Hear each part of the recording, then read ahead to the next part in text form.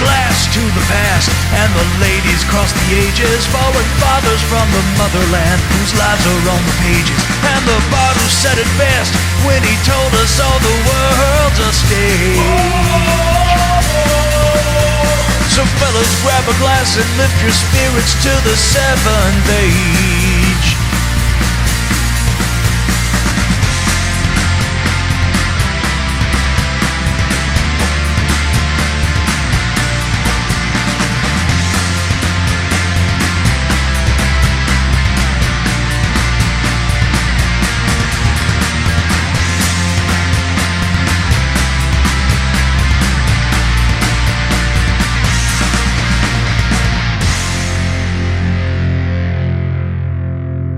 Today I'm speaking with Dr. Nicholas Hellmuth. He has an undergraduate degree from Harvard, a master's degree from Brown University, and 3 different postgraduate research positions at Yale University. His PhD from the University of Graz. Dr. Hellmuth is a previous research professor in digital photography at Rollins College and Brevard Community College, both in Florida. He was a visiting research professor of digital imaging and digital printing simultaneously at BGSU in Ohio and Universidad Francisco Marroquín in Guatemala from 2000 to 2005. He now works full-time on the flora and fauna of Maya areas of Mesoamerica and also works with the Foundation for Latin American Anthropological Research. We are excited for this special presentation, Tomb of the Jade Jaguar. This tomb is located in the Mayan complex of Tikal in Guatemala. Dr. Hellmuth, welcome to the 7 Ages Audio Journal. Thank you for inviting me. Absolutely. Well, I'm very excited to have you here. You have a fascinating career, and you've done so much work to further our knowledge of not only the Maya themselves, but also the flora and fauna of that whole entire region. So again, we're very excited to have you here. Now, I always like to get to know our presenters a little bit more before we jump right into the material. So you have such an interesting career. So when and where did your journey into the archaeology begin? And that's a good question, because I was 16 years old and a classmate at my high school in St. Louis, he wanted to learn Spanish, but his parents intelligently did not want him to go down to Mexico by himself. So his parents asked my parents if I could go with him so we could try to keep each other from drinking too much tequila at age 16. For anyone listening today, don't let your children go to Mexico at age 16. In my autobiography, I could tell you lots of stories because I was in Mexico at age 16, age 17, age 18. I don't drink anymore, but as a kid, obviously. So anyway, I'm at school in Saltillo, Mexico. It's far in northern Mexico. And there were, I don't know, maybe 10 students because it was a fairly new school. And I'd walk around Saltillo and I saw a poster on a window of a travel agency, and the poster showed the Mayan temples of Palenque, and you could see the jungle around it. And I said, well, I've never seen a jungle. I come from Missouri, and I've never seen a Mayan pyramid. I mean, yeah, there are pyramids in St. Louis, the Cahokia Mounds in East St. Louis, but there are no temples and palaces and necropolises and ball courts. So I said, well, I want to go. So I wrote my parents a letter, no email in those days, and I sent the mail with a postage stamp on it. And that same day, I said, Mom and Pop, do you mind if I leave school early and go down by myself thousands of kilometers away to visit a Mayan ruin and experience the jungle? I knew they would say no. So I mailed the letter and left the same day.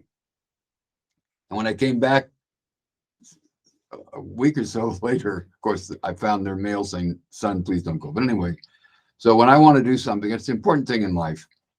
If you want to do something, do it. I mean, assuming obviously it's legal and correct and proper and everything else. If you want to do it, try to be polite to your parents because they've spent a lot of time raising you and all that kind of stuff. But do it's your life, do what you want to do. So I went down and stayed in Villahermosa, Tabasco, where there are a lot of giant Olmec sculptures. The Olmecs is a civilization before the Maya. They're in the museum there. I stayed there a day or so. And then when I went to catch the airplane, the Cessna that holds 1 or 2 people, the flight to Palenque, I missed the flight because I didn't know, at age 16, my Spanish wasn't perfect. I didn't know how to get to the airport, so I got there too late. So I had to take a train. There were not many highways in this part of Mexico in those days. So I took a train, and when I had to change trains in Tiapa. So I got off of one train. I had 4 hours to wait. So I walked out on the tracks. The only way to get into the jungle was to walk on the railway tracks because they went through the jungle. And then I saw a local Maya person and said, "Excuse me, I've never seen a jungle. Could you show it to me?" And he led me down on his trails that he knew into the jungle, into a cave. So I experienced howler monkeys, a cave. It's a major attraction nowadays. In those days, it was all literally out in the jungle. Then the next day I went to, after 4 hours, I went to Palenque, stayed in a hotel. The hotel cost 50 cents a night. And the toilet was a bowl about this big under your bed. But, when you're a student, 16 years old, that's what you do. You eat on the street too. Absolutely. So I saw Palenque, took photographs. I had a Leica camera. My father very kindly loaned me a Leica camera. So I took lots of pictures. And then when I got back to the Spanish school, then the fellow student, Lynn Belke, was still there. So then we drove back to the United States.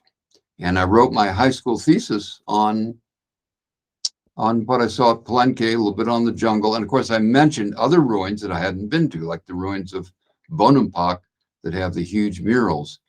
And that thesis in my high school in St. Louis won first prize as the best thesis in the class, because obviously, how many 16-year-old kids go out into the jungles of Mexico and do their own research on the Maya civilization?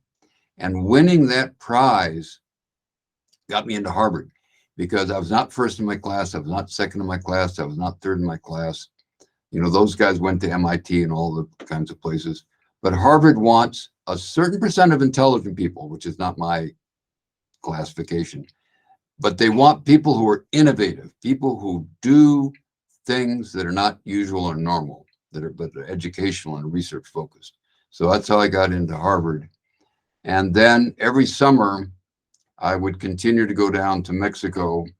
And then when I was probably about 17, 18 years old, I was in a restaurant in a remote area of Tenosique in Tabasco. And I heard people at the table next to me talking about Bonampak. And I said, wow, they're talking about a site that was in my thesis, but I've never been there. It's one of the most important murals in all of Mesoamerica.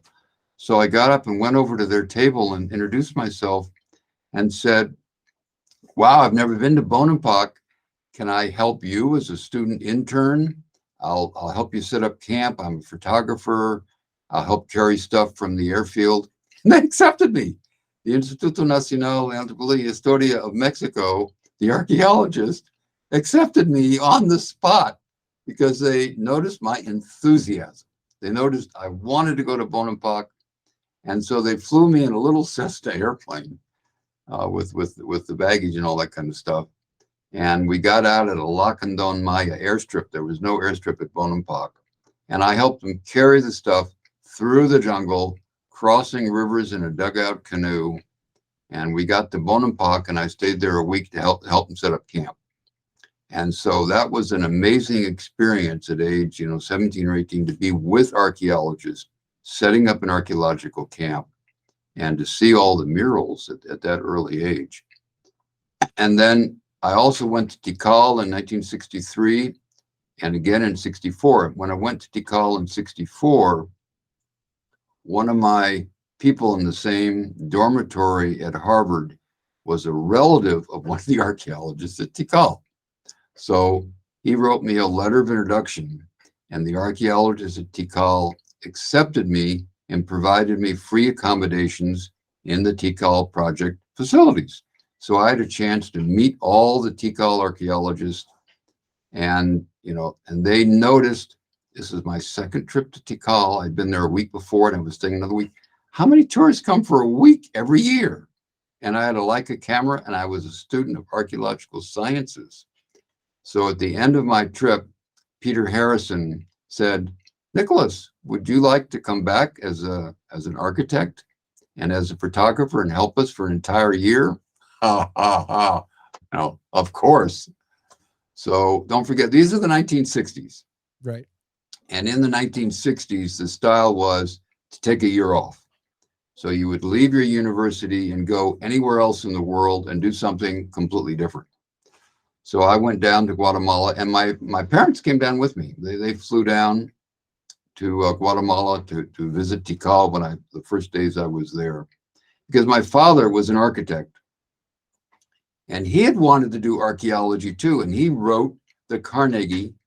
He wrote to Sylvanus Morley and said, "Dr. Morley, I'm an architect. I would like to work at Chichen Itza or near other sites.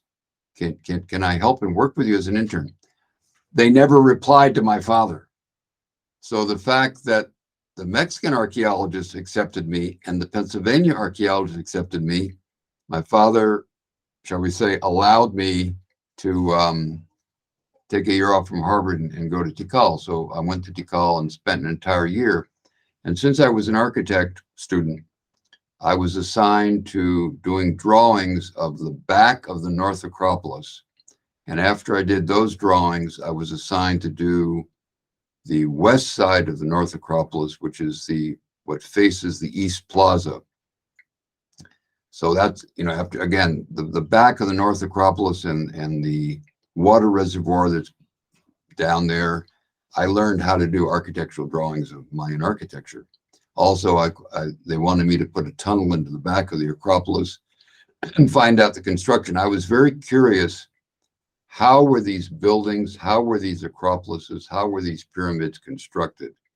And fortunately, every aspect of what I was assigned to by Dr. William Coe and by Christopher Jones and the other people there was actually to do pretty much the same thing. They wanted to know what's there and when it was built and all that. But I wanted to know how, stone by stone, level by level, how it was built. And so, obviously you're assigned a number of excavators, 3 to 5 excavators. So they do the excavation and the archaeologist does the concept. Where are we going to excavate? How is the excavation going to be done? And measuring every stone and all that kind of stuff. So on the side of the East Acropolis, the East Plaza and the North Acropolis front on each other. And so that's where I dug after the back of the North Acropolis. And there was a palace with multiple doorways. And inside that palace, I found on one of the thrones, one of the benches, one of the cement benches in there, I found a Patoli game board. It's like Parcheesi, it's like Monopoly, and they're incised in the floor or throne tops by the hundreds. And Patoli is a gambling game. So here again, I'm 19 years old. I found a Patoli game. So I've been studying that for a long time too. I've given lectures all over the world on that. Right.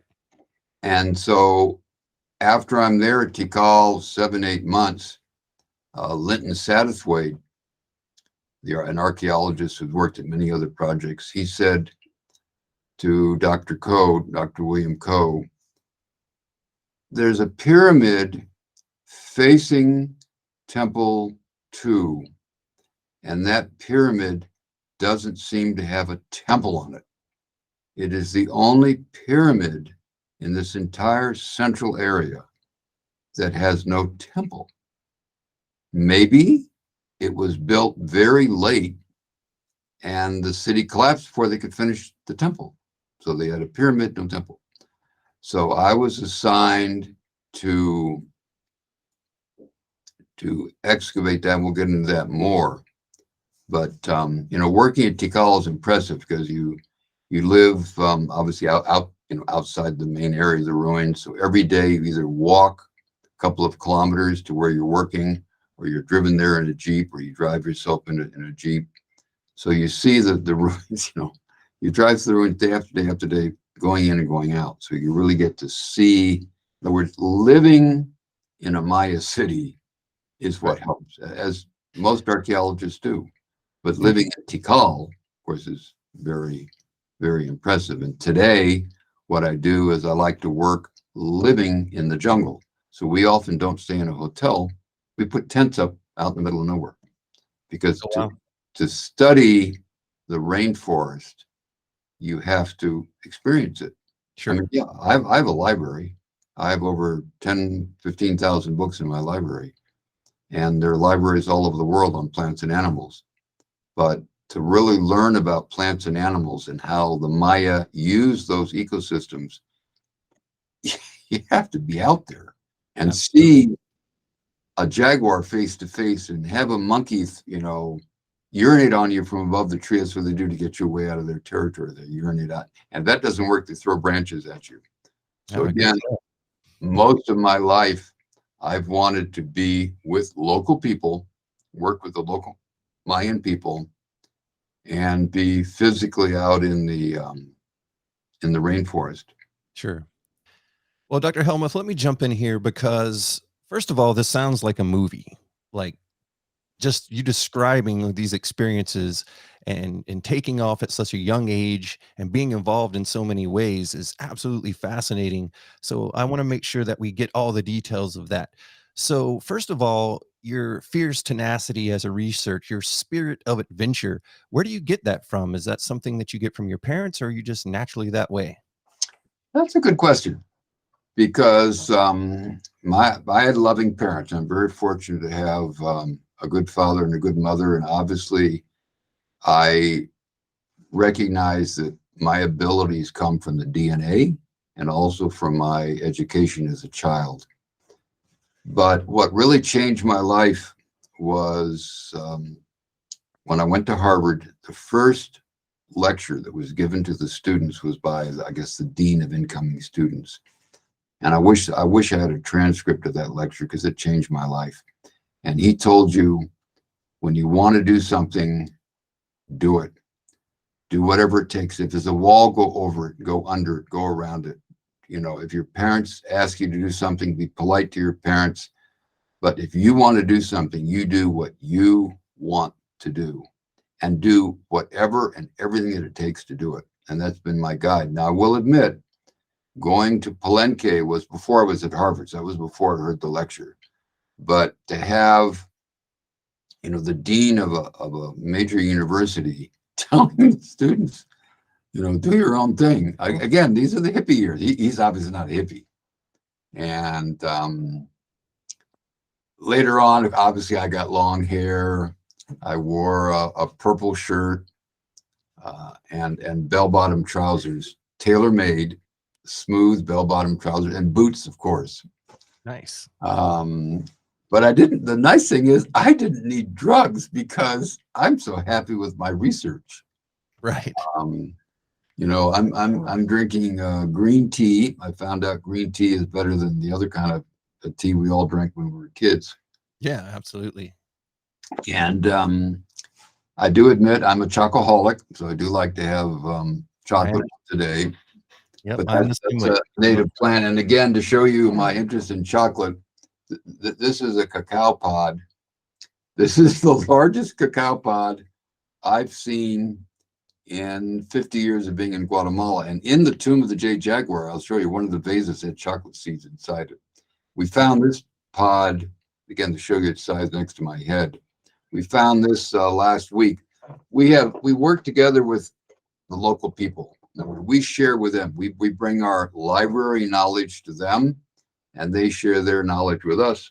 And then we cite them. Every report, we cite exactly each individual that we talk to, each Mayan individual we talk to.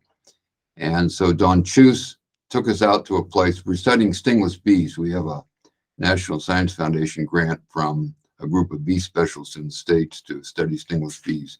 So we're finding them, and then we send the photographs to them and to other bee specialists, and they identify them. But our job is to find them and photograph them. And since we know the local people, we simply pick up the phone and tell our scouts in each village, could you find some beehives for us, and then we'll drive out to your area. So we Right. drove out to his area near Rio Ikbaloy near La Choa National Park. And he took us to 2 areas with bees, and one of them had that big cacao pod.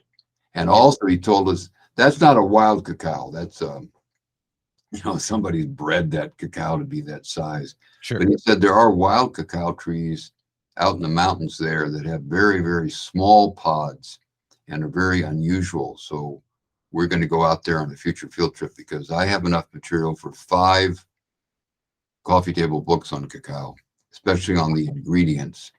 Because many years ago, I was at Yale for many years. So I worked for Bill Coe at Penn, and I worked much longer for Michael Coe at Yale.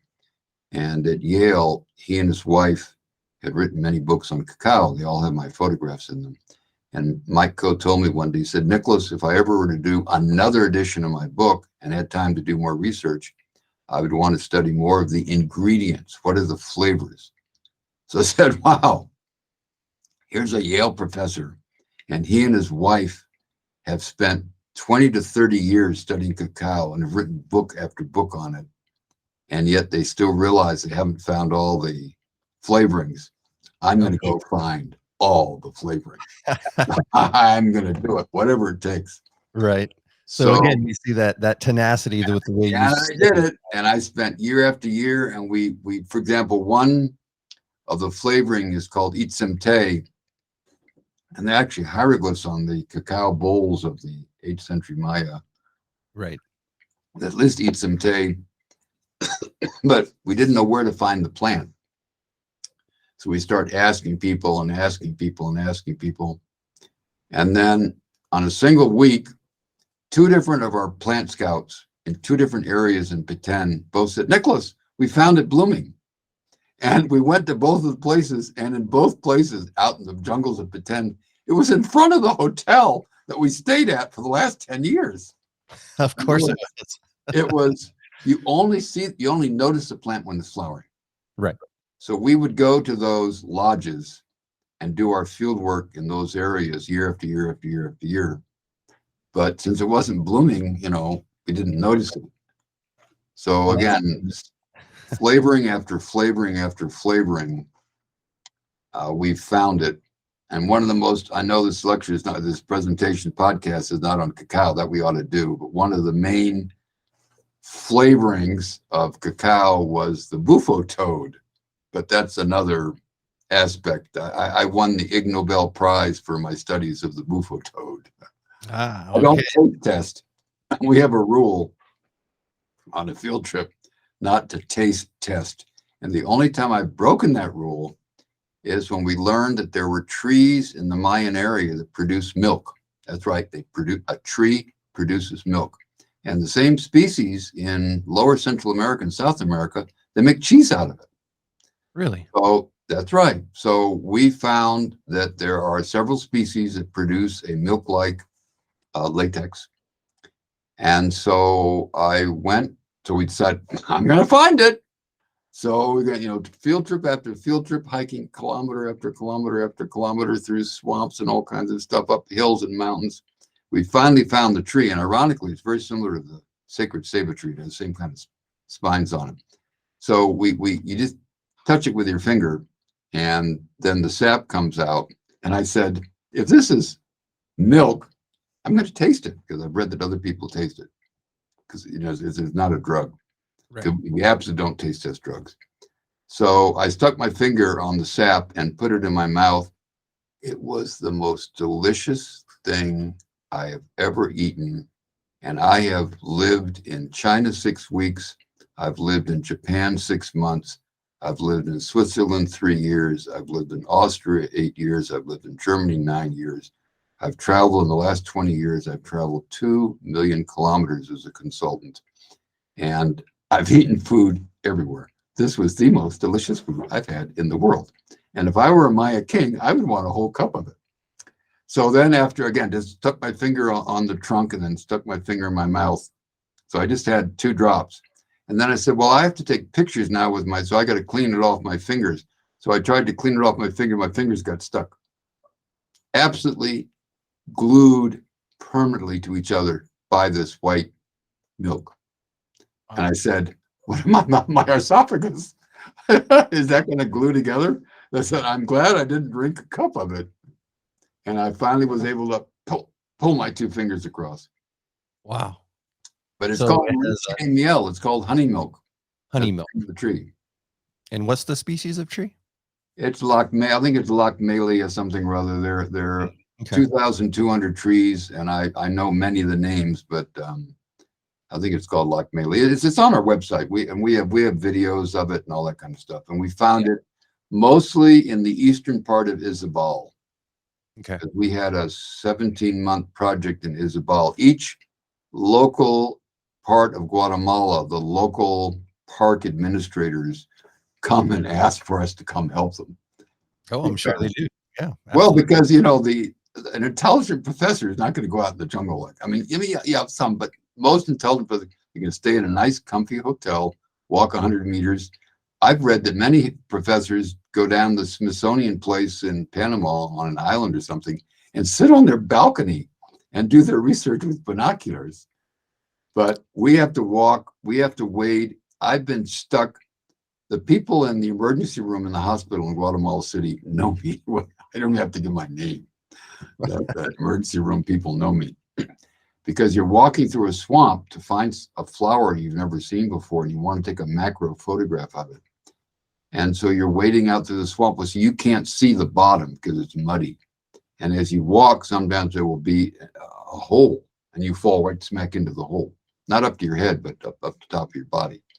And then no one can pull you out. They have to come near you and lift you out and then move you away. That's happened time after time after time. Not to mention the crocodiles that are waiting for you. Sure. But Wow. again, if I see a plant or something that I want to photograph with a macro lens, I go do it. Well, again, that tenacity shows through. I want to return to Tikal for a moment, because here we are still at the beginning of your journey, and you're 19 years old working at the site. So at that time in the 1960s, talk about Tikal. Did you have to pinch yourself and like, what am I doing? I can't believe I'm actually here. And what's the size and scope of the site in 1960s? How much of it was open? In the 19, that's a good question. 1960, pretty much the way it is today. You flew in with Aviateca. There was not really much of a road. The only time we went on the road, it's kind of boring if you're there all year a little bit. So one day, Dr. William Coe decided to get out of the boring part of it and get in the Jeep and drive towards Ramate and see the jungle. So I got in the Jeep with Stan Loden and Bill Coe driving. We saw a Jaguar crossing the road. But otherwise, it was all coming in by Aviateca. That was the airline, DC-3 airline. So the airstrip is still there, but it's not used anymore. It's a parking lot now, and they put trees on it. And one of the things that Aviateca was, since it's a project between the University of Pennsylvania and the government of Guatemala, they had Aviateca offer to provide free transportation of all the food and everything else that we needed, because obviously what we're doing as archaeologists is increasing tourism, which is increasing the number of people that want to fly in Aviateca. So Aviateca helped us out, but it got to the point that Aviateca apologized and said there was not space on their airplane to bring in all the beer that we asked for every month. Yes. Of course, yes. Priorities, right? You got to have room for priorities. Well, in fact, when I worked at other archaeological sites, I actually brought a refrigerator, either a propane-powered refrigerator or had a Honda generator to power the refrigerator. And when I took tours, again, we took tours to El Mirador. So you drive to the end of the road and then you walk 3 or 4 days with mules carrying your baggage. Well, we had dozens of mules. Each mule had 100-pound block of ice on each side. So each mule carried 200 pounds of ice. And then halfway, and the ice is, of course, keeping our beer cold. And halfway to El Mirador, you bury the ice under palm leaves, because if you leave it on the mule, it will start dripping out all over the place. So in order to have ice on the way back, you bury it on the way up. And then when you come back south, you dig up your ice and you still have ice to keep your beer cold, because again, people that took our tours and myself as well, at the end of walking through the jungle, you do want to have a nice glass of beer. I would imagine so. Again, so much to your story and so much detail. As far as Tikal goes, let's talk a little bit about the history just so we're all on the same page. So, what do we know about the site itself? What are the major features there? And do you have any idea of what the population would have been? Yeah, the population is a good question, because back in the era that I worked there in the 1960s, the Carnegie Institution of Washington, CIW, had done most of the archaeological excavations in Washington, Chichen Itza, Mayapan, Piedras Negras, Tatiana Proskuryakov, to the Sue Smith brother ledger. There are just so many people that were archaeologists at the Carnegie, and they were excellent traditional archaeologists getting the job done. But they, and J. Ericus Thompson, but their focus was on their focus. Today, archaeology is totally different. Today, obviously, we have new equipment to study everything. But in the Carnegie era, it was assumed that these were ceremonial centers. They were not cities. They were not urban cities. They were ceremonial centers, and they were built just to show the big temples and pyramids, and people would come in for ceremonies. And the people lived out in the bush far away. Now with LIDAR, we realized that the Maya, there were millions of Maya there, all over the place, and they lived in Tikal was a city, and many other cities like El Mirador and Yucatan also. There are what are called the highways called Sakbe causeways, often connecting the different cities that were joined to shall we say, a governing city. So today we realize the population was huge, but in the 1960s we thought it was a very small population. Now that we know how big the population was, we now have to study, well, what did they eat? Because if most of the land is covered with houses, where do you grow your maize, beans, and squash? Because in the Carnegie era, they said the Maya ate maize, beans, and squash because that's what they ate when, pretty much today. But I worked in the archives of Guatemala, and I worked in the Archivo General de Indias in Sevilla. So I worked in ethnohistory to study what were the Maya raising and eating before the Spanish came in, slaughtered them, raped the women, burned down their houses, enslaved the men and the children, et cetera, et cetera, et cetera. And there are plenty of data that the agricultural, obviously with maize, beans, squash too, but a lot more. And so in the last 20 years, I've found between 600 and 700 edible plants out in the rainforest. And again, we have enough for several volumes on that. Sure. Yeah, that's absolutely fascinating. So again, someone with your vast array of knowledge, the flora, the fauna, the people, the history, the archaeology, that's, it's just engrossing, and you have so many details, and it's this type of research that really helps us understand and paint the picture of how you sustain a large population, especially like you said, you mentioned the LIDAR, that 60,000 new structures that has been found here in just the last couple of years really paints the picture of how complex this society really was. So as you're sort of, wetting your feet with this at 19 years old, what's going through your mind at that age being at a site like this? And what was your primary undertaking at 19 years old? Well, again, my interest then was how did they make the pyramids?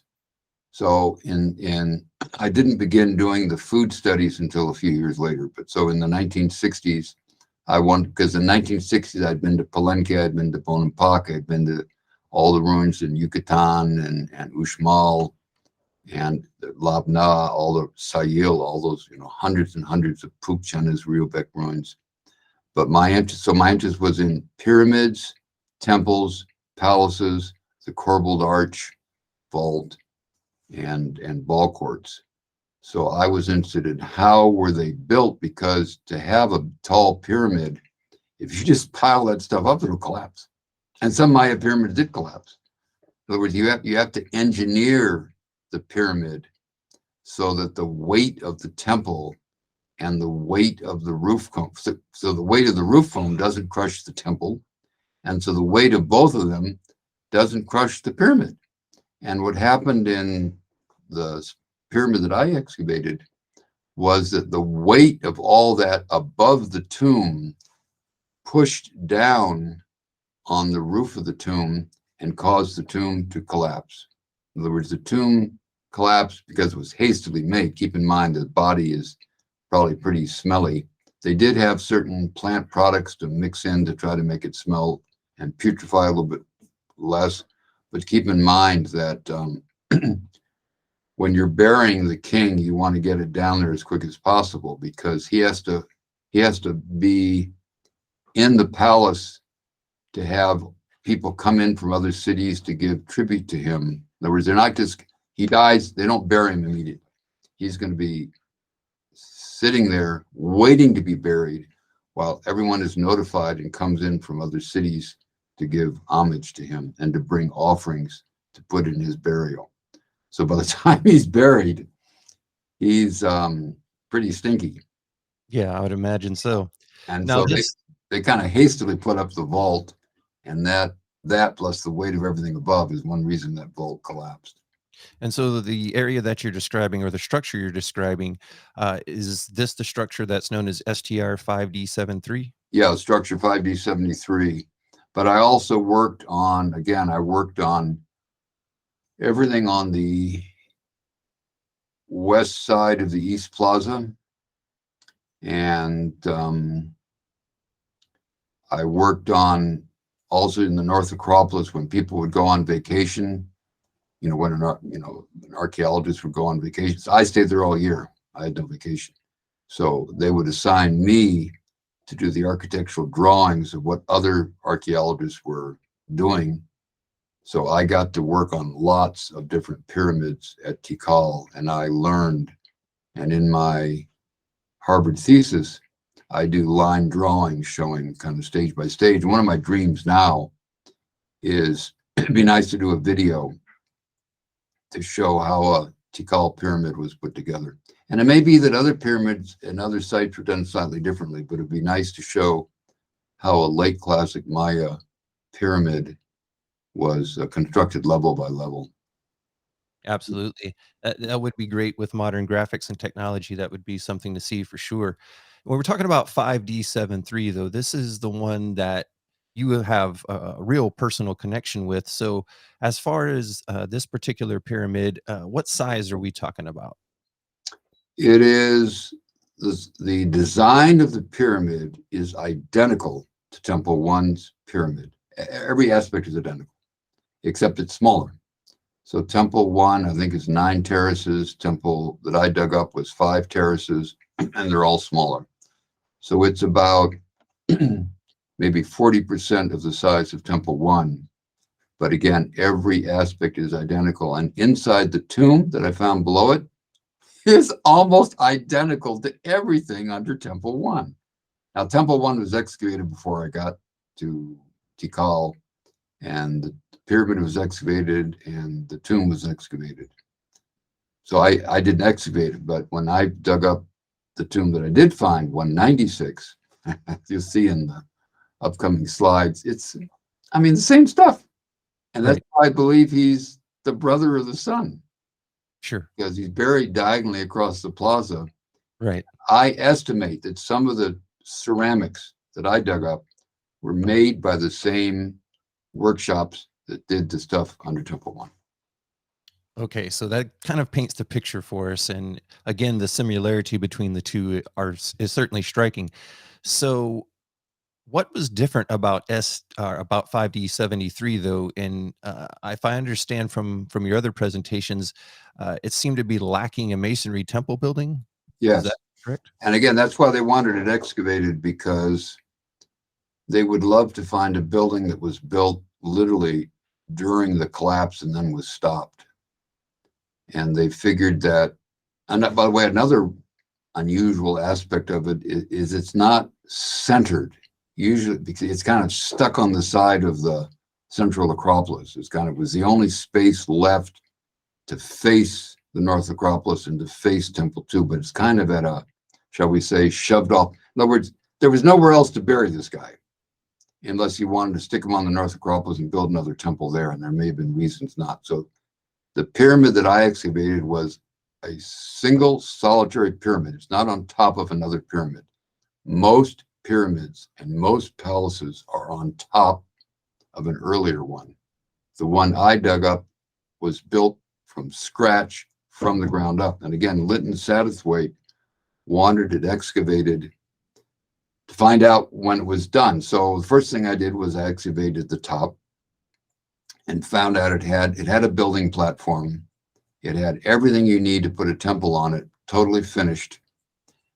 But there was no temple, not even any stubs of walls. When we look at the graffiti, there are thousands of graffiti on the walls of Maya pyramids and temples and rooms and that. They show wooden temples. Even graffiti at Tikal showed large pyramids at Tikal with a wooden temple and a thatch roof. So we know the Maya built them, and that's what they put. Now, why this royal tomb, which, by the way, had more wealth in this tomb than under Temple 1? So the pyramid was kind of wimpy, but the contents were more of everything. And then, yet the temple was not as big, and so it was just absolutely amazing to find all this stuff. I can imagine. So, Dr. Hellmuth, let me ask you this. Oftentimes people picture these sites as they are today for tourists to come in, cleared areas, very walkable and things like that. Was that the case when 5D 73 was being excavated? Did you have to clear anything off of the temple? Yeah, the whole pyramid was pretty, the front had a few trees on it, but the whole pyramid was pretty much covered. The back of the pyramid was all covered with trees, but obviously we tried to leave as many trees as we could. And the other aspect is that once we found the top was finished with no temple, but it had the temple platform, which is what you would also have for a wooden temple. Then the next step was to prove that that was, 700s or 800s and not 900s or 1000s. You have to find artifacts. You have to find the burial. In other words, you date a pyramid by the ceramics that are buried in it, because any ceramicist specialist can take any sherd, any piece of pottery, and can date it. And just by the size, shape, color, any of that stuff.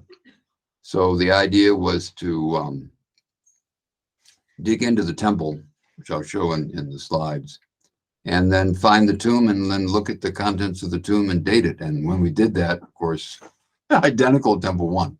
I mean, so this was not a end of the line pyramid. It was built during the height of Maya power, during the height of Maya wealth, and was of the royal family. Now, one thing I will mention, and when we talk about the slides, is that there is a vase in there that has hieroglyphic inscriptions. And I'm not an epigrapher, but it does, I believe, mention ruler B. The guy under Temple 1, the king under Temple 1 is called ruler A, and the next ruler is called ruler B. And all this is documented by hieroglyphic inscriptions all on stelae and altars and all that kind of stuff. But so in the burial I dug up, it talks about ruler B. So everyone says, well, I dug up ruler B. No, I'm not convinced at all. I mean, that'd be a great honor. Wow, I dug up ruler B, more powerful than ruler A. But you see, he didn't have a temple. Right. And ruler B was so powerful. He should be buried under Temple 4 or Temple 5 or Temple 2 or just something, Now, so far, no tombs have been found in those. But again, 90% of the royal tombs are on the central axis. The tomb I dug up was 1 meter off the central axis. So it may be that other tombs are 2 or 3 meters off central axis, or there was another pyramid below the pyramid we see today, and that pyramid was on a different axis. So I'm not convinced that there's no tomb under Temple 4 and there's no tomb under Temple 2 or Temple 3. There could very well be tombs. And I estimate that ruler B is under one of those bigger pyramids. So the individual that I dug up, again, I'm estimating he's the brother or the son of ruler A, but I do not think he is ruler B. So when the excavation began there on this structure, did you suspect that there was a burial, or were you, pretty sure of it? Or are you still? Yeah. Most of the pyramids have burials, and they're all on the central axis. All right. So you had enough amplifying information to kind of know what you were looking for. Yeah. So the first thing you do is you find both corners, you measure them, and you divide it down the middle, and put your tunnel straight ahead. Okay, so the way that this excavation began, as I've seen you describe previously, is very interesting. So once it's decided that, okay, the excavation is going to get underway, describe how do you go about doing that? Like, what's step one in beginning an excavation into a structure? Okay, first of all, you clean it off literally with a broom, and you get down to the steps, the steps that go up. And then you take off each step, and you make your tunnel to be wide enough to get a wheelbarrow in and out, and tall enough so you don't bump your head. And then we also had an electric generator. Well, once we found the tomb, we had an electric generator outside, so we had lighting inside to take photographs and see everything carefully. But basically, centimeter by centimeter, you dig in, dig in. And as you dig, any architectural documentation you can do, you're doing that every day. As the workers dig in, if they find something, you stop. And for example, all the pyramids were built stage by stage. So they started this size, then they grew this size as stages. So you don't just build a pyramid, you build it this way, and then you make it taller and taller and wider. So as you dig in, you find these earlier stages. Now, these are not earlier pyramids, these are construction stages. So I mentioned before that most pyramids are built on top of earlier complete finished pyramids. But a construction stage is just of the stage of the sequence of construction of what you're digging into. And in mine, it was all one stage after stage of one pyramid. So you dig in, you find another set of stairways. You dig in, you find another set of stairways. And those are called construction stairways. And those are the stairways that the workers use to get up to carry the stone and the mortar and the fill to the upper levels. And you just keep on digging. And again, I got into pretty much the middle of the pyramid, and we found a huge opening. I mean, just like this. And I stuck my head in and I said, it was, it was about 4 or 5 meters wide by many meters long, bigger than any royal pyramid that's ever been, the royal tomb that's ever been found. And I said, I found not only the tomb of the king, I found the whole dynasty is in here. I mean, it was just huge. There's a cavity right smack in the middle. So we very carefully began clearing away the material. And as we cleared it away day after day, we noticed it was all that shit. There you go. And so what we found when we dug in from the front of the stairway, got to the middle, what we found was where 10th century looters, not modern looters, but 10th century looters, the Maya themselves, had dug in from the diagonally from the side. They didn't want to dig through the stairway because they didn't need to study the architecture. They dug in the diagonally from the side and they got in quicker. They wanted to find the same tomb we wanted to find because there were no more trade routes then. Right. Everything was destroyed during the collapse.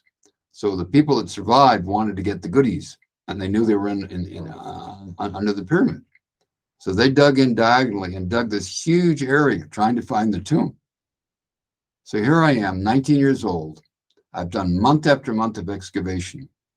and I found this giant chamber that I thought was a huge tomb.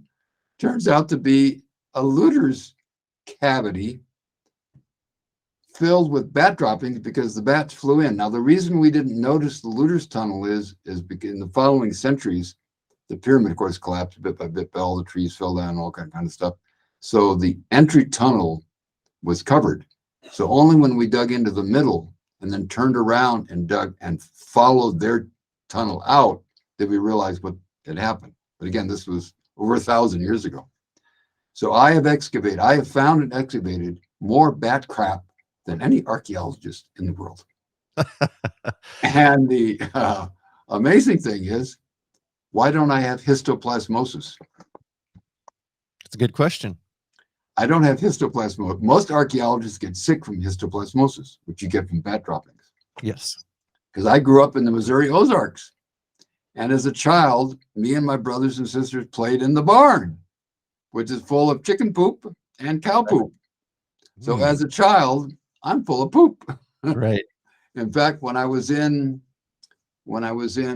Japan, the Japanese government hired me as a professor for 6 months to go to Japan and to teach their faculty digital technology, because this was in the 1990s and digital technology was new.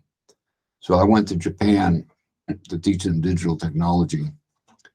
And it's just absolutely amazing what you learn about stuff. And while I was in Japan, the professor that hired me to come in to teach his courses, he had a friend who was a medical doctor, and he said, "Nicholas, my friend has never been able to test, European American blood. Would you mind giving him a blood sample?" I said, "Fine, he can take as much blood as he wants." So he took lots of blood, and I could take as many liters as he want, and he tested me for everything.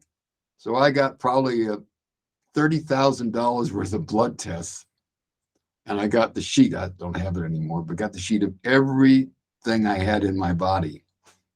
And I had histoplasmosis, which means I've got Ozark Mountain, Missouri cow and chicken poo inside here, which makes explain why I'm so crazy. But the advantage is, I don't have children because I'm a workaholic, and no one tells me one wants to, have somebody that just at that desk all day long. So I focus just on my work, and it's just amazing how I survived all this stuff. But don't forget, if we live in a vacuum and protect ourselves from diseases, we get them worse. This is true. The best thing, I'm COVID vaccinated, I think 4 or 5 times. And I've had COVID twice. I didn't go to a doctor because the mistake is to think it protects you from getting it. No, it protects you from dying from it. It protects you from getting sick, and it protects you from giving it to everyone else. So you still got it. Fine, I got it. Stayed in bed 2 days, couple of half day after that, just ignored it. And I did field work during the COVID. There was a time the airports were closed in Guatemala, so I was stuck in the States. But other than that, at work. Of course, now all of our employees, we have about 33 employees, 90% of them work from home, and we're used to it now. Yeah. But so anyway, it helps to get histoplasmosis when you're young in the Ozarks. So you can come find, imagine how much bat droppings went into my nose while I was, going through all this excavation. So give us an idea of that. How much was actually in there? How much are we talking? Rough estimate. Well, certainly would fill the entire back of a pickup truck. Maybe not the size of a whole dump truck, but certainly would fill a pickup truck several meters high. Okay, so tons. That is a lot. Now, so here I am. I'm 19 years old. I've spent, the cost of excavating this far, and all I can do to tell Pennsylvania is I've found more bat shit than any of their people before. So what do? Do I go run away and hide and say, I've been shit on? What do I do? By the way, on that subject, I was in front of the president of Guatemala once. He asked me to guide him to Tikal, and a bird pooped on me, and it hit me. The mass of poop was so big when it hit me, it splattered all over the place. And I said to the president, "I think I've been shit on." So anyway, getting back to the tomb, when you're out in the jungle, you get pooped on, and the monkeys urinate on you to get you out of their space. So anyway, here I'm inside the pyramid. I'm in a tunnel. We've excavated all the way into the middle.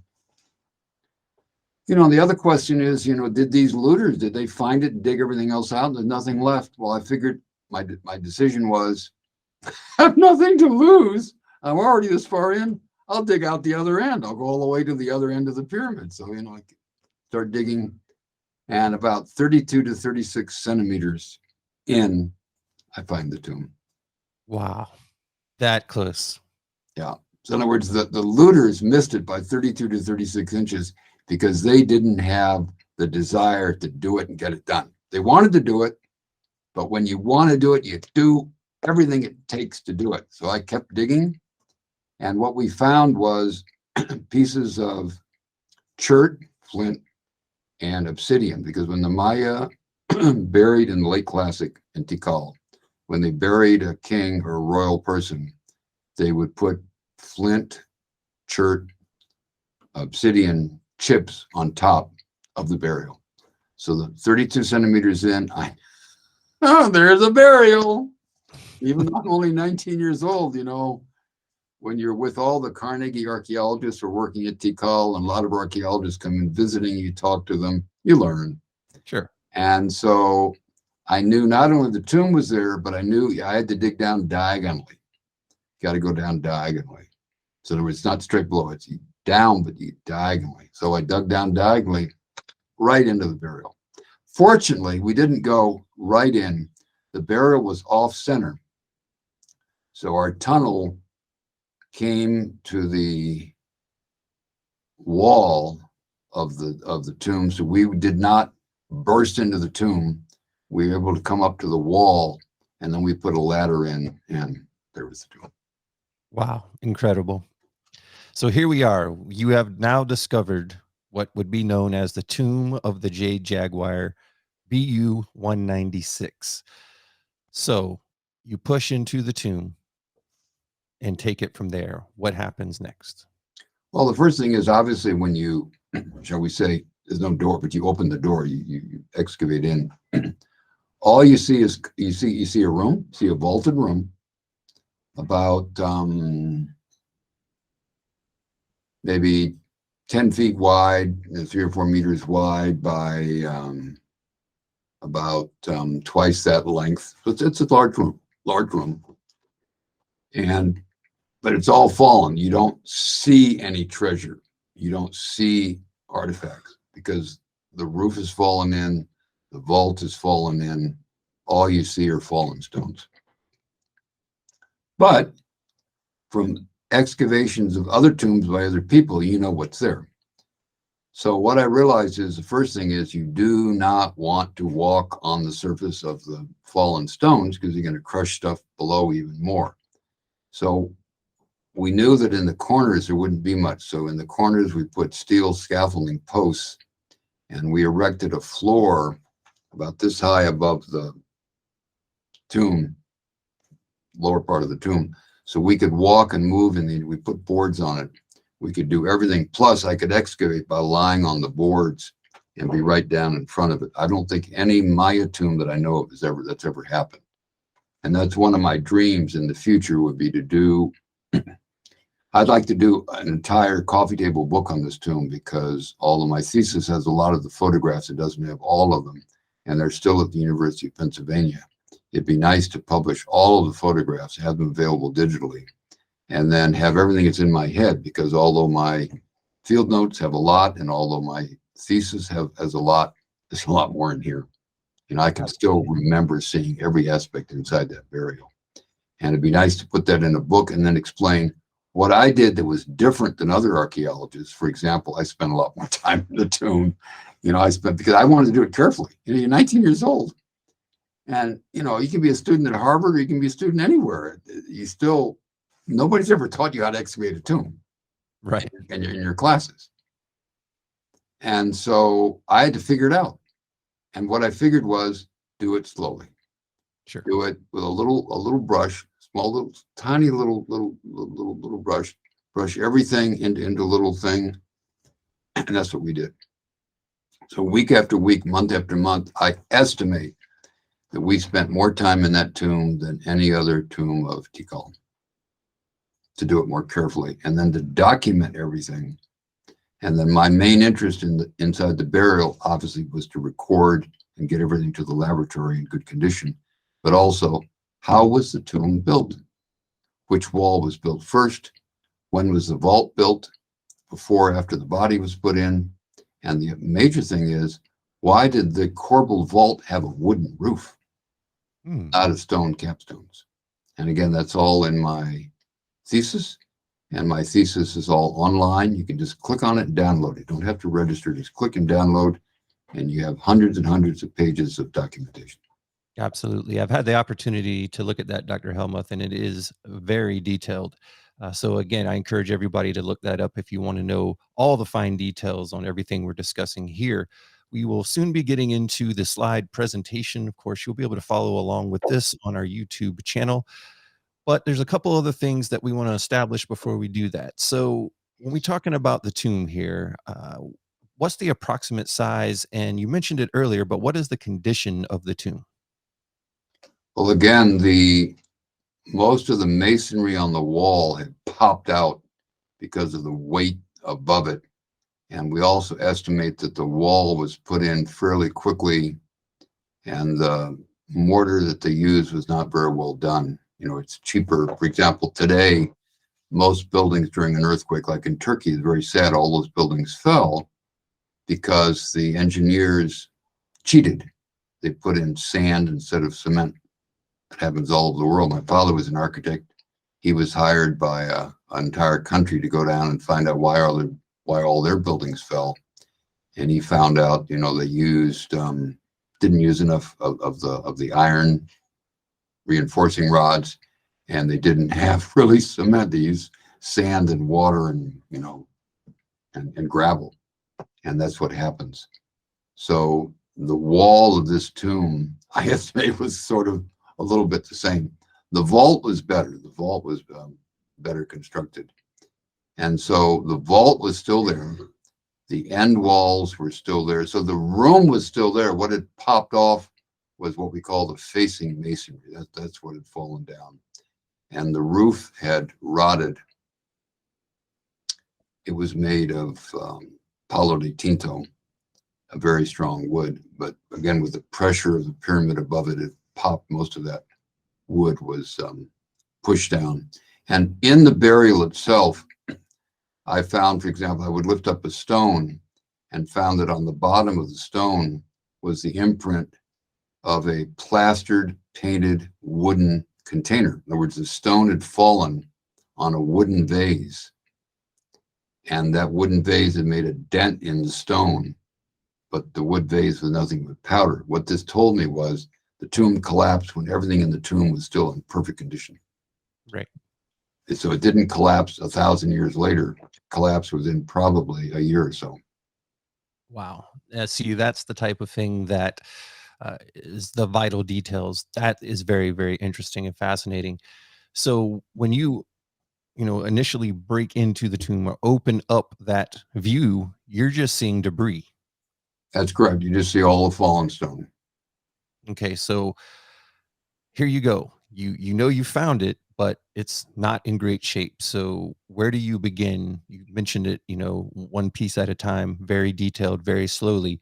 But what's going through your head at this point? Like, how do I begin to approach this excavation? Well, first, of course, you have to lift off the stones.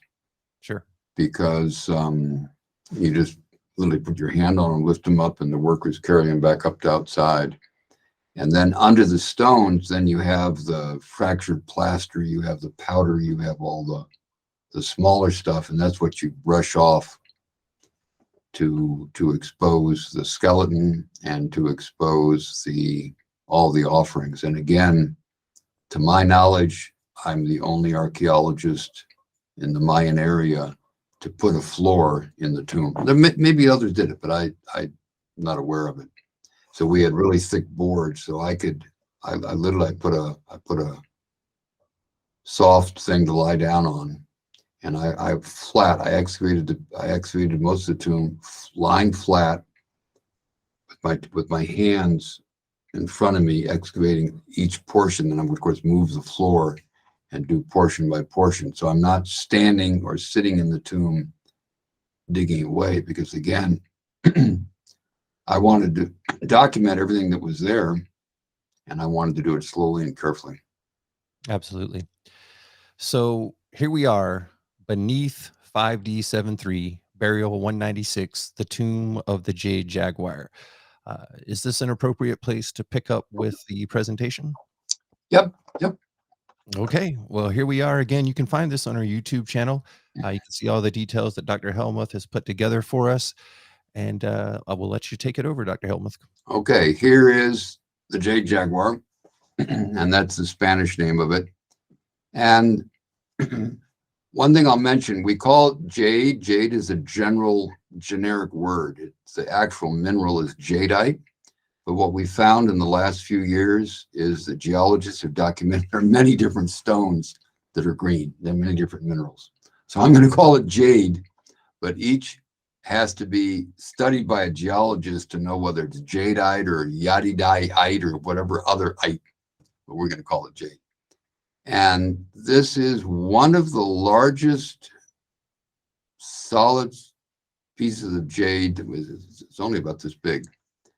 So about it's 7 inches. Pretty large piece of jade. It has sort of a pseudo water lily between the ears, and in the eye it has a hieroglyph for kind of, we call it a jaguar, but I must admit it could also be a margay or an ocelot. And in the eye you can see a hieroglyph that sort of stands for that.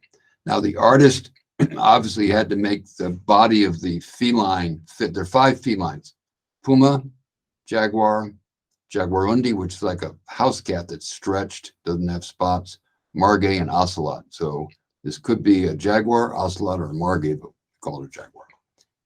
And it was solid, and it gave its name to the tomb. So let's go through. We're going to see a lot of pottery, and we'll get into this more, but one of the most helpful aspects of the painted ceramics is you can see the actual Maya people. I mean, yes, they're a little bit stylized and, you know, this, that, and the other, but here's an actual Maya person, very happy, and he's kind of dancing. Matthew Looper has done a study of dances. Many, if not most, scenes show, not all of them, but lots of them show the Maya dancing. And they had lots of music, and they smoked. They took, let's put it this way, they took plant aspects in every orifice of the body except the ear. And the reason they didn't take plant products in the ears because they took music in the ear. So you don't need to take drugs in the ear if you're getting your music to make you high just from the music. But they sniffed, snorted, took it in the mouth, and I won the Ig Nobel Prize last year for my research on ingesting food products through your tail end. So right. Yes. Animal-iconography. The Ig Nobel Prize is awarded to professors who research a topic that is so stupid and so disgusting and so revolting that no normal professor would research it. Good to know. Good to know. So again, that's the Ig Nobel Prize. And it's usually done at Harvard with giving a lecture at MIT, but because of COVID, it was done online. But again, I won with Peter de Schmidt. We both won it together. We worked together on, he did the ethnopharmacological aspects of it, and I did the iconography. But get back to the tomb. Sure. Let's look at the actual burial here.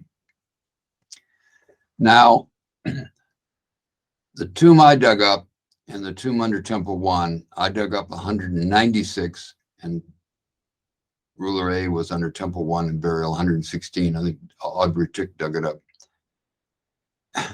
Object after object after object was similar or identical. The layout of the tomb was identical.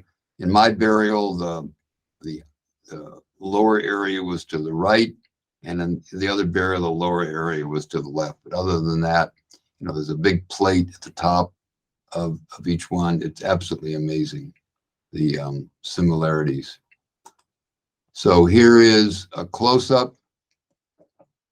Now, of course, this is after months of excavations, and we've pulled the rocks off.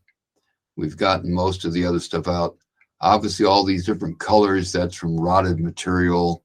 They had cotton cloth, they had woven materials, palm woven materials. And also in each burial, they had several items of clothing. So he was buried, each king was buried in Temple 1 and my pyramid, was buried wearing what he was wearing, but then they put other outfits on top. So they had 2 sets of earrings, 2 sets of other stuff. How frequent that is, I don't know, but keep in mind, this is the member of the royal family of one of the 10 largest Maya cities. So he's got a lot of treasure in here.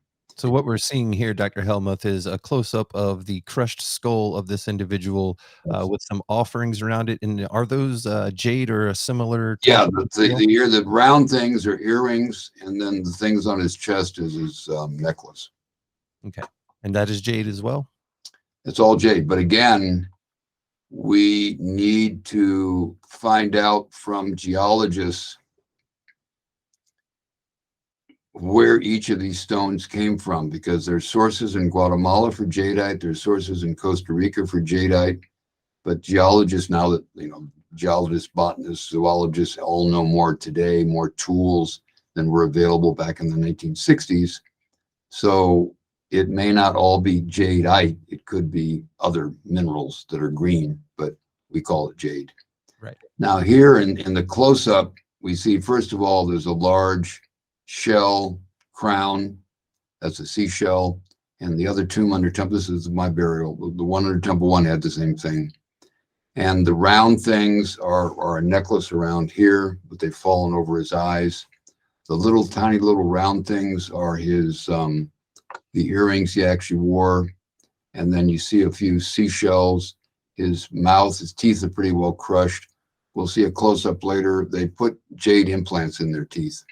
Now, the red color is cinnabar. That's mercuric sulfide. That's one of the most deadliest materials associated with Maya culture. It's mercuric sulfide, and it's a very common mineral. I believe they probably got it from Honduras, although it's difficult to actually find because it's a volcanic material. And estimating it's volcanic, which I'm not a geologist, but the tomb was just covered. In other words, when they buried him, they just threw in basket after basket after basket of red cinnabar.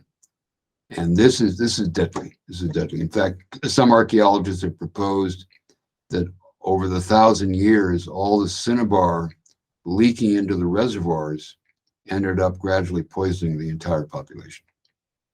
Oh, wow. Now, why I'm still alive after breathing this for months, I don't know.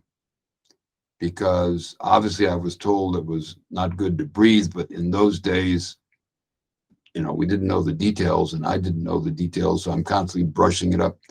The amount of cinnabar that's in what's left of my head is staggering. And maybe that's fueled my energy. Yeah, maybe it's a superpower. Half century. So let's go to the next slide, and then we get, okay, that's the Temple 1 burial on the left and my burial on the right. And the Temple 1 had more woven palm frond mats. That's very typical. It's called a pop pitate. In other words, if you were a king, yes, you sat on a Jaguar throne and all that kind of stuff, but the symbol was a woven mat throne to kind of pretend you were from the people. Right. And, you weren't just a rich, oppressive guy. And so the bodies are, Now, in every Maya site, the barrows are different. So these guys were stretched out. They they had just all those round things are plates and bowls, and they all held chocolate, and they held food, and they held other offerings. It's amazing how I almost mirror image they are of each other. I mean, Oh, even the absolutely. positioning. Yeah. Here you see that even more. So on the right is the jade mosaic vase I dug up, and on the left is the jade mosaic vase in the other tomb. Now Yes. again, notice the different colors. The one I dug up is more valuable, more pure green.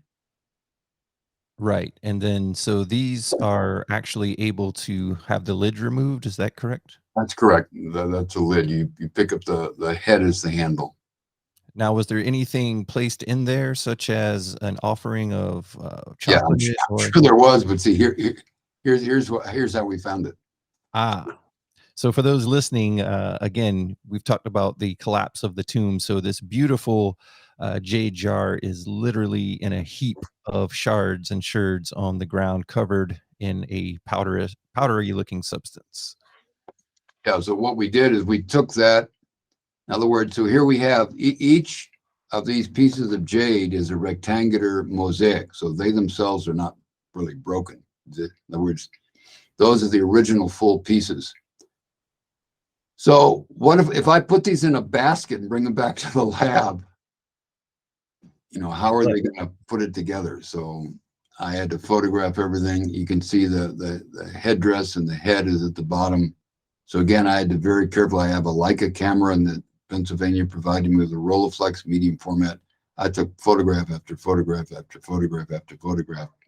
And then with that, it was possible for the other specialists to reassemble the vase. Let's start getting in some of the ceramics. We can go through this fairly quickly. There were like more than a dozen of these. These are the size of a large plate, and there are many of them. And these are the ones that I dug up, and these are the ones in Temple 1. So you can see that they're very similar. Okay. Yeah. So we have a circular sort of bowl with looks to be 3 legs on the bottom, and then those designs are turkey tail feathers. Turkey tail feathers. Okay. Very interesting. And then here are the ones from Temple 1. Oh yes, very And similar. Here are all the ones I dug up. So I dug up a dozen. And then here are the ones from only about two in Temple 1. So the burial I dug up had more of everything. Right. It was a much richer burial than Temple 1. Do we know anything about these? Are they sort of insignias for regions or different areas that are coming in? Is there any thoughts on exactly what they're representing? Well, the symbol in the middle is a con cross. That's a symbol, and here's some flower symbols. So, for example, okay. So there are hieroglyphic symbols, and here's how I found them. On the left, you can see the smashed plate, and here on the right photograph, you can see lots and lots. They were smashed. Yes. And then here you can see kind of before and after. It's not the same plate, but that shows how they were found, and then how they're glued together by the restoration. We don't do that. The archaeologist just digs them up, takes them to the lab, and right. the people in the lab glue them together. And many of these are some are in the National Museum, and some are in the museum in Tikal. Okay. Well, they did some very fine work, it looks like. Now here's another series of vases. I think I can't remember whether 9 or a dozen of these. These are roll-out drawings. What's interesting about these is that here they all are. So the one at the left is in beautiful style. The one next to it is slightly simpler, and the one next to that is even more simple. And then each one is a copy of the one before. So the one at the right end was done by someone who doesn't know how to draw, and the only model he had was a simple thing in front of him. So it's my estimate that each one of these vases was made by a relative, and that 90% of them didn't know artistry or symbolism whatsoever. Some of them may even have been children.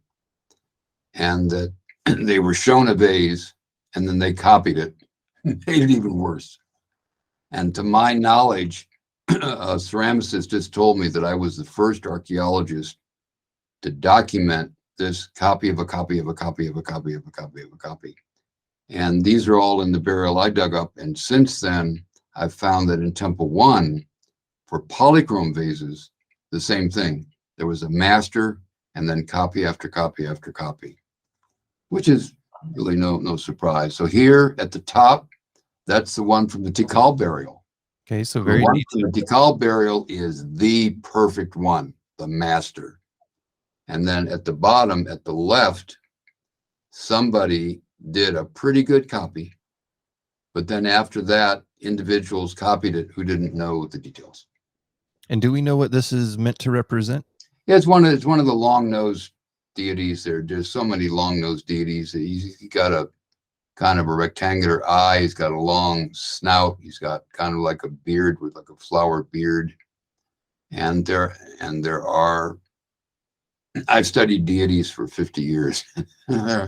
There's so many. They're called composites. That is, you take one animal and one flower and you mix them all together. I mean, there are standardized views, but there are so many. So it's, it's partially a human being and partially a reptile and partially a whole bunch of other stuff.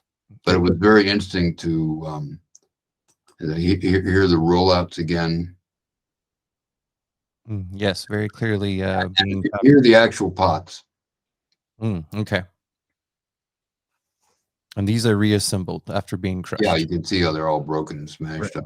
And then here are the ones. Now the ones near the wall didn't get broken because the wall fell away like that.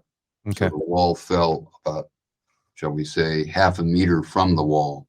So anything that was right smack near the wall, and in the middle you can see a stone still sitting on top of the black vases.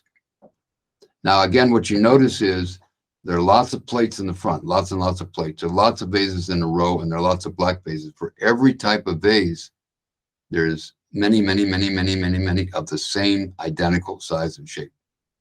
And that has to be studied. There should be, it would be helpful to have an additional student do a master's thesis or a PhD on this tomb and the Temple 1 tomb and do an even better job than I did, because today there's a lot more data available. Sure. And then here, for example, the black vessels, they're the black vessels in the tomb, but there are just a whole bunch of these, you see. So why are there so many?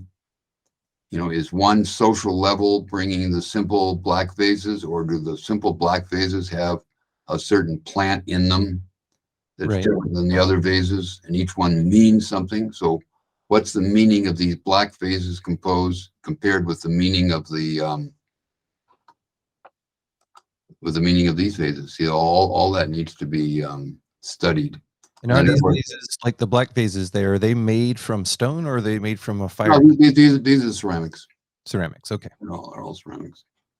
Yeah, they almost have a stone sort of look. That's why I was asking. But okay, well, they would have been even more polished, umpteen years ago.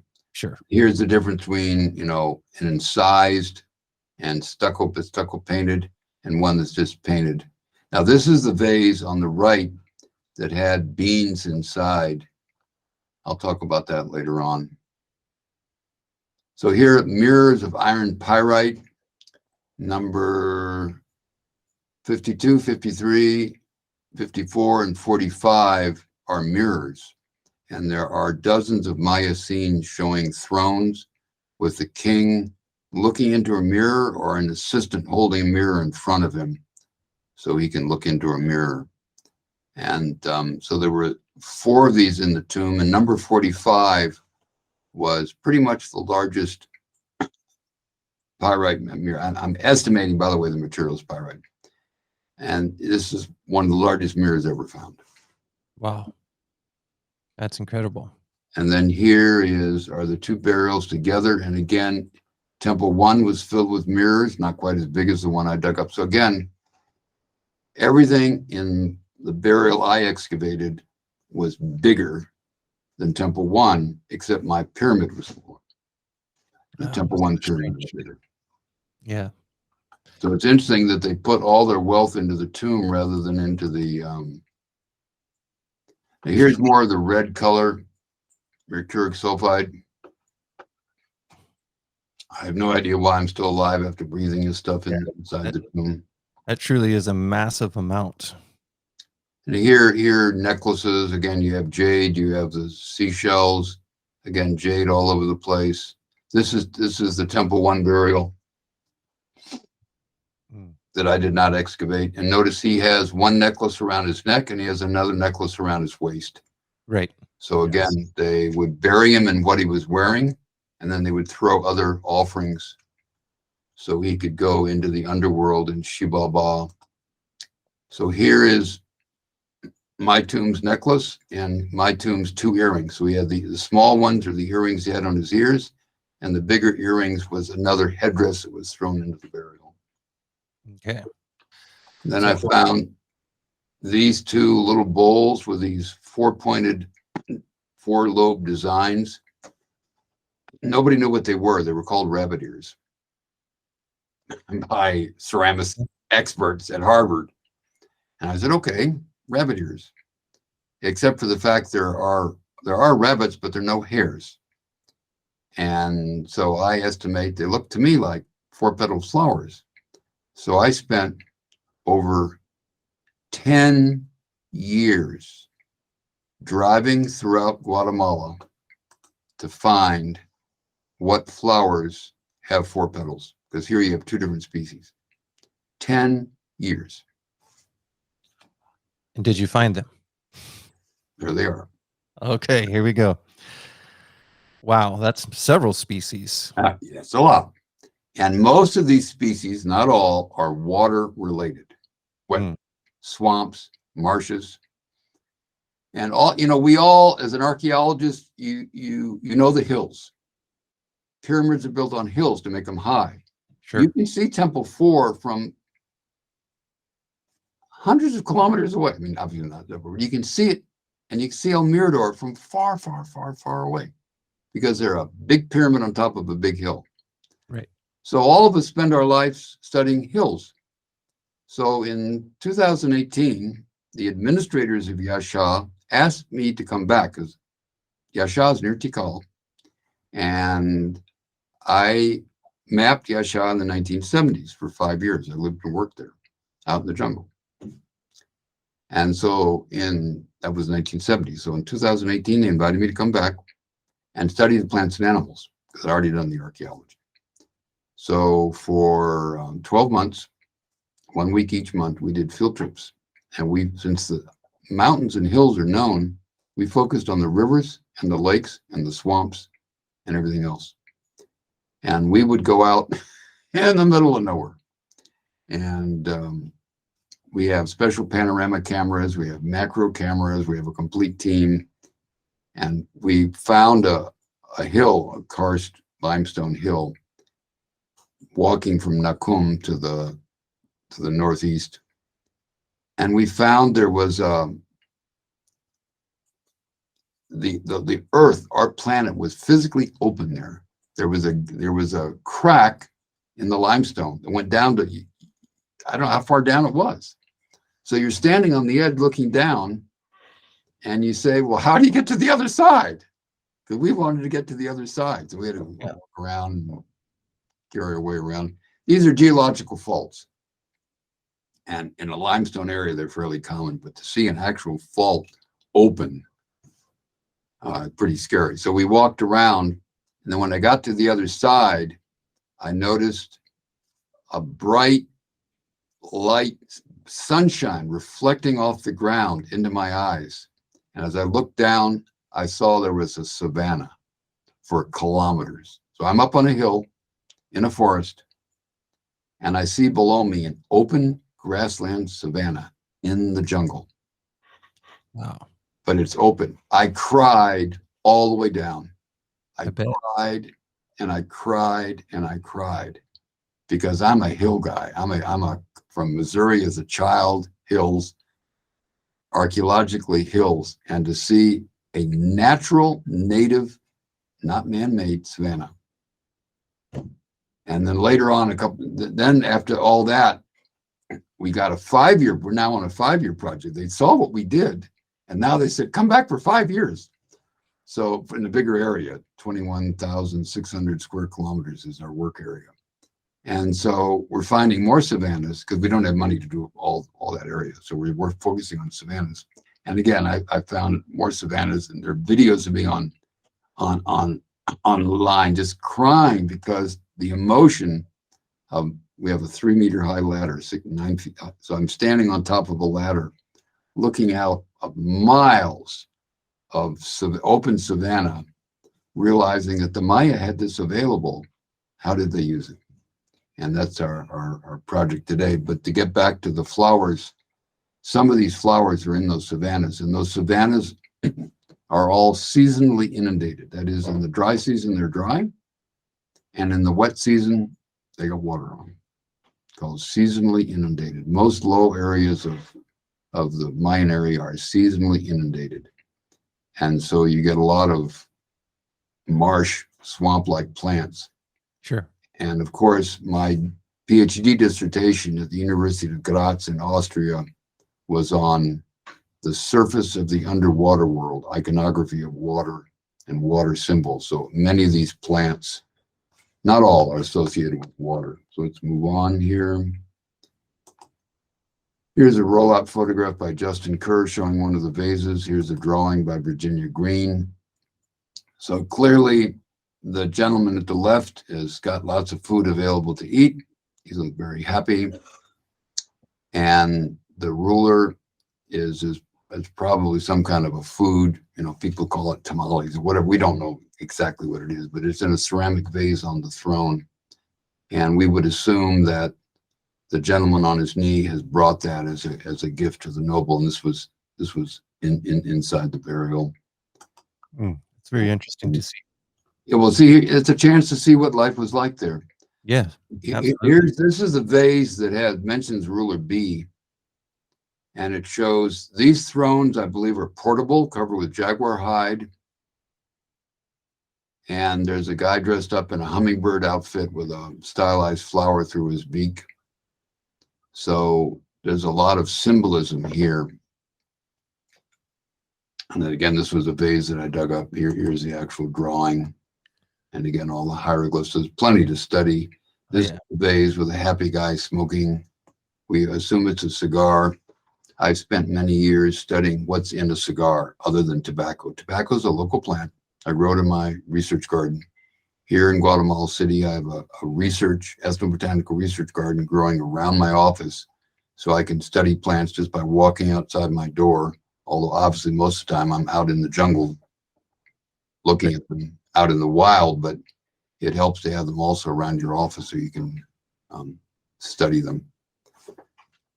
And so they smoked a lot more than tobacco. Oh, I'm sure. Yeah. All sorts of plants there. That's why he has a smile on his face and he's dancing. Yes, he looks very happy. So here's the Jade Jaguar. Oh, yeah. It's a very detailed. And this is about, what, 6 or 7 inches long? Yeah, about like that. Okay. And then alongside him, you can see what looks like, that's actually the jaguar hide. So we found the claws. So this is one of the few tombs that had physical pieces of jaguar hide still there. Wow, As physical pieces. Now, some other tombs, a lot of tombs have petates, have the woven palm fronds. We didn't see very many imprints of that, but the jaguar hide was still there. And then here again is a close-up, more jade jewelry. Here's a view of his teeth. Now keep in mind, how did they drill into the teeth? You know, your teeth are pretty hard, and they had no metal. And they're perfectly circular. Exactly, they're perfect circles. And so they also, and his teeth are better conditioned than mine because we all eat too much sugar. And sugar rots our teeth. They didn't have sugar. They had honey, but no sugar. So this guy's teeth are 1,000% better than my teeth. And are they, is that jade that is put into the tooth? That's correct. That's jade. Yeah. Okay. So most rulers, I bet 90% of the Mayan kings had jade in their teeth like that. Wow. And of course, nowadays you can analyze the teeth and tell what was in their diet and where the family came from. So, for example, when the Teotihuacan from Mexico captured or conquered much of the Mayan area, it turns out that his teeth were not Teotihuacan. In other words, he was a proxy of Teotihuacan, not necessarily born and raised there. So today what can be studied is absolutely more amazing. Here's a carved jade bead. Here are the shells. Now, these spondylus shells are interesting for several reasons. First of all, some of these come from fairly far away. I'd have to go in and identify each one, go look them up, and find out, whether they're from off the coast, which coast, Caribbean or Pacific, and whether they're near Guatemala or come from Costa Rica or South America. But there were huge trade networks that, in other words, if a Maya king wanted something, he got it. Right. Absolutely. He'd either buy it or steal it. Sure. So here's the burial. My burial on the left and temple one on the right.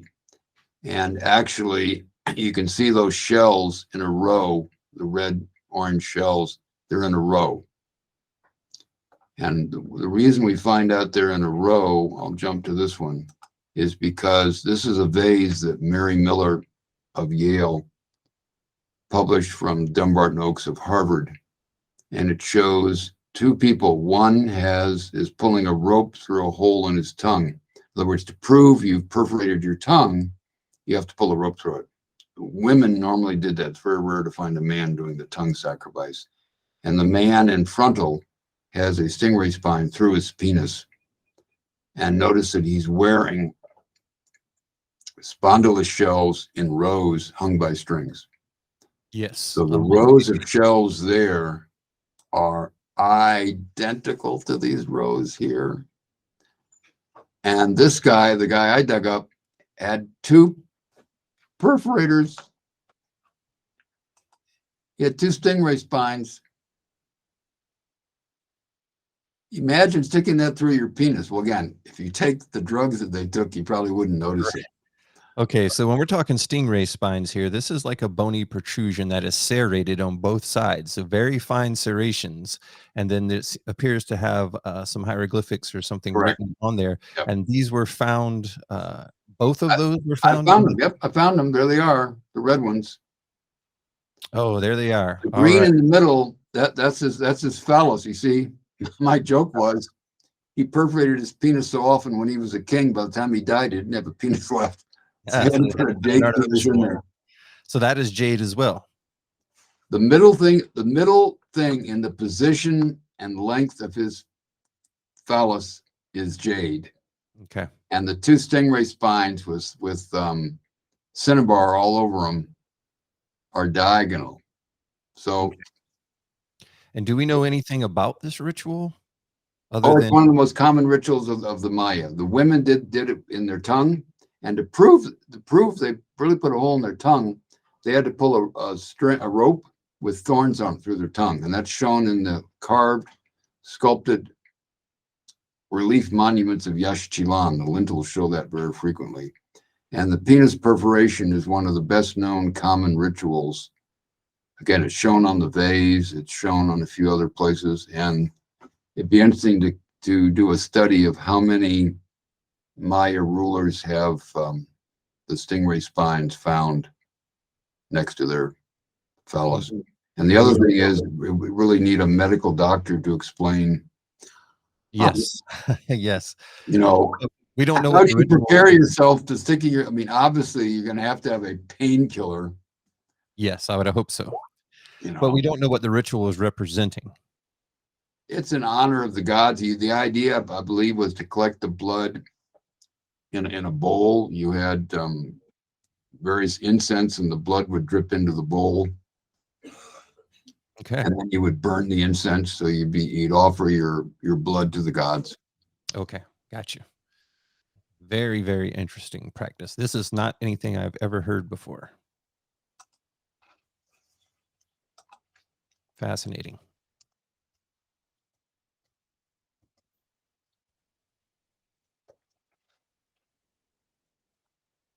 Okay, so, but I mean, it's interesting. So in other words, we know the ritual here, but see, to actually find it in the tomb is pretty. Yes, pretty nice. that is very insightful. So here, these are his, shall we say, the extra earrings. These are the earrings that were in the headdress that were just tossed into the tomb. So these are larger than what would have actually they're been larger than the actual earrings. Okay. And what were they made of? Jade as well? all jade. Okay, everything's jade. Oh. Other than the shells. And here's that again. Here's his necklace. Here's his bracelets. Yes. Here's one of the spondos. He had bracelets. Yeah, Here's a bunch of tools. These are deer antlers, bones, tools. Just various perforators, maybe. tweezers and kind of stuff.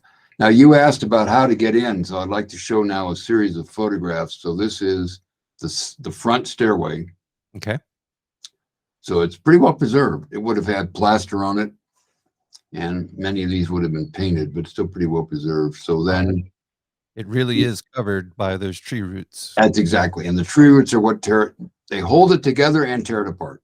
Right. Yes. So here is the tunnel, and you can see there's another set of stairways and another set behind those. Those are the construction stairways. So every couple of meters, there's another set of stairways, because those are the stairways for the earlier construction phases. And then here is a drawing of all that. So final front steps, final steps for masons, construction stairs. There are many construction stairs.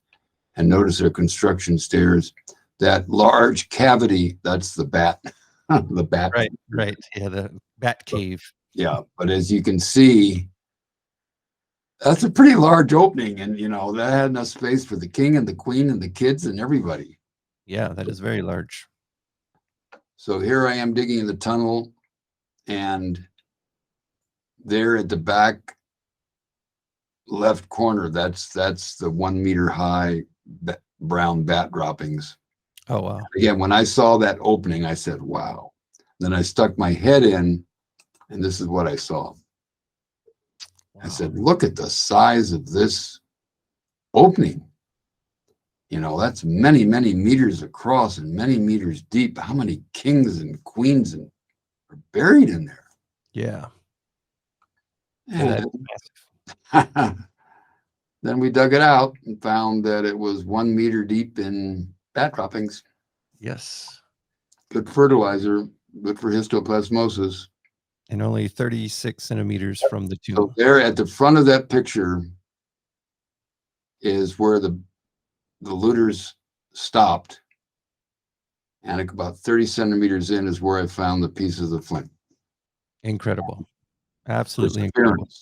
When you want to do something, do what it takes. Now, keep in mind, to be realistic, you can't always finish and do everything you want to do. Sure. I mean, one of my dreams in life is we also do cartoons for children based on Mayan subjects.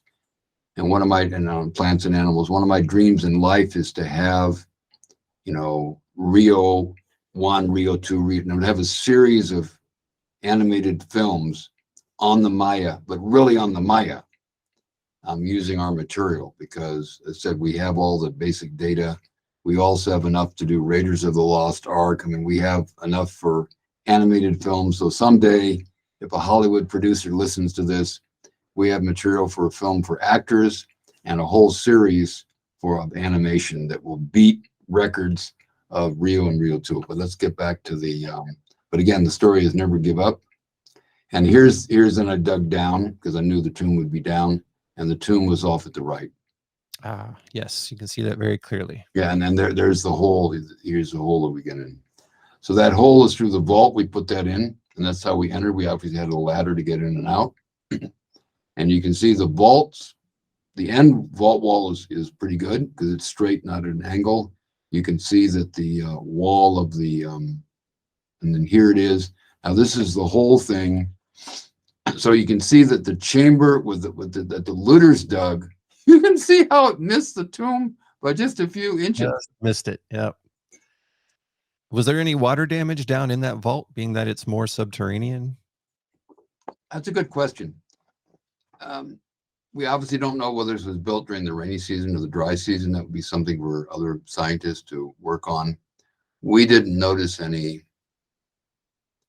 wet stuff. Now, obviously, once the grave robbers opened it up, water could very well have come in, but everything that was inside was bat droppings from bats hanging out there and pooping right down on the floor.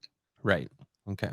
So anyway, there's the burial. Notice it has 3 stones of the corbelled arch, but instead of going all the way up and then having a capstone, it stops and has a wooden roof.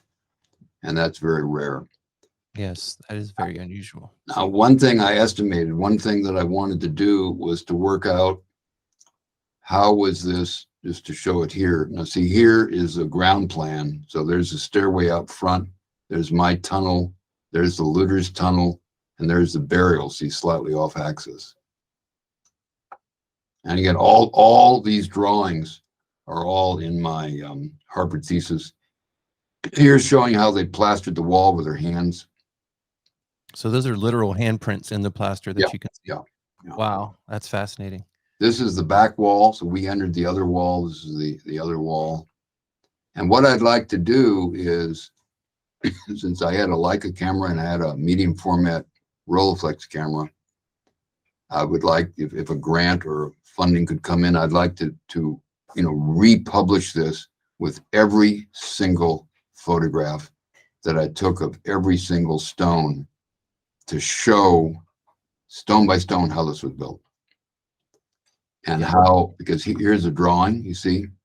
Now notice there's a floor, there's an aisle, there's kind of like a throne, there's a bundle, we assume he was wrapped in a bundle. And then the string line that goes across, we found out that there was a cloth put across the entire tomb. And that cloth went all the way from the top of the walls. And the reason for that is so that the plaster of the construction of the vault didn't fall on the tomb. And based on being in here day after day, week after week, month after month, the burial, the body and the offerings were put in after the wall was finished, but before the vault was put. And the project director didn't want to hear that. He said the entire tomb was built and they lowered it down from the ceiling. I mean, I'm sorry. He's an eminent archaeologist. I respect his many decades of work, but I was the one that spent day after day, stone after stone inside the pyramid. And I'm the one that found the cloth and went all the way across. The imprint was still there. And it was found on all sides. So the tomb was sealed with a cloth.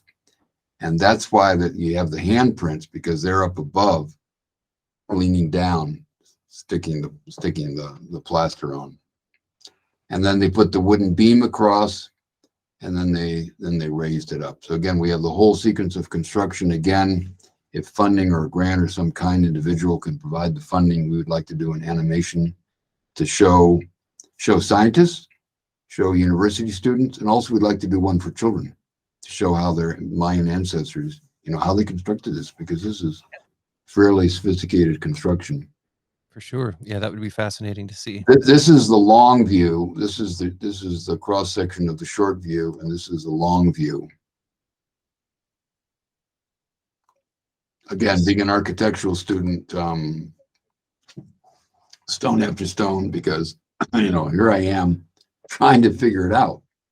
Yes. Yep. Because no matter whether you go to Harvard or Yale or Princeton or any perfectly good university, and one thing I should say is that all the students who work for me here in Guatemala are more intelligent than I am.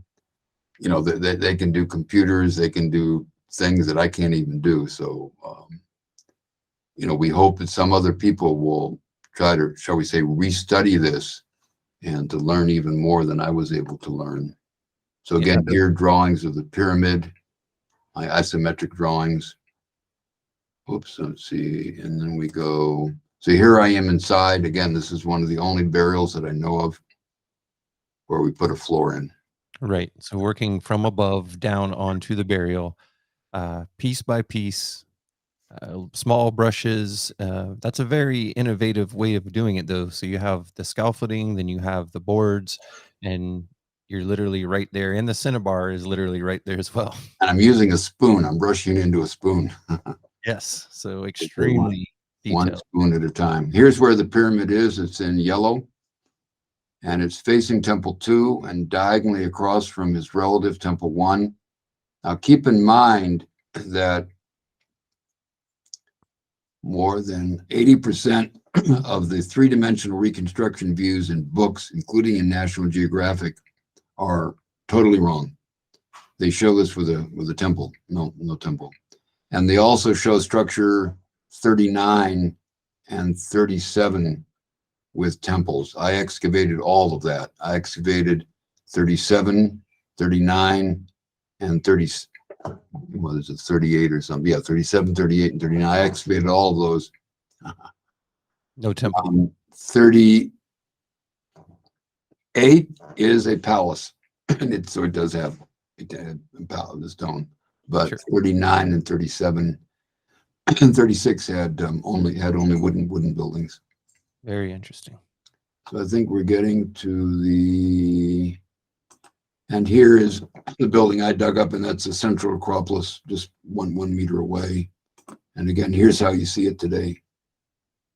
Wow. Yeah, you would maybe not even recognize that the way that it looks covered in the vines and the vegetation. Notice the side stairways. Those are called indented stairways. Those are so people could get up for ceremonies and blow their trumpets from the terraces, and also people could climb up and repair the terraces. And then here's my Harvard thesis. I appreciate that Professor Gordon Willey gave me a summa cum laude for my thesis. I didn't graduate summa cum laude because, I'm not a good chemist or a physicist, so my scores in those other courses were not triple A's. So I graduated only cum laude, but this is a pretty unusual thesis for an undergraduate thesis, for an undergraduate student to do I would say so. this much research. Yeah, that is an incredible amount of research. So obviously, this has been a lifelong project in many ways, not only from the archaeology, but the flora, the fauna, and you've really synthesized so much of this information together in your presentations, which I think is just absolutely fantastic because it gives us that insight that we're so desperately needing oftentimes to paint the whole picture of a culture. But the work that you do with the Foundation for Latin American Anthropological Research also builds on that. So tell us a little bit about that group and how you work together. Okay, well, FLAR, which is Foundation for Latin American Anthropological Research, was founded by me in 1969 in order to map Yasha. I was interested in mapping Yasha because when I was at Tikal during the 1960s, you see a lot of sculptures that show Teotihuacan Mexican kings and military people.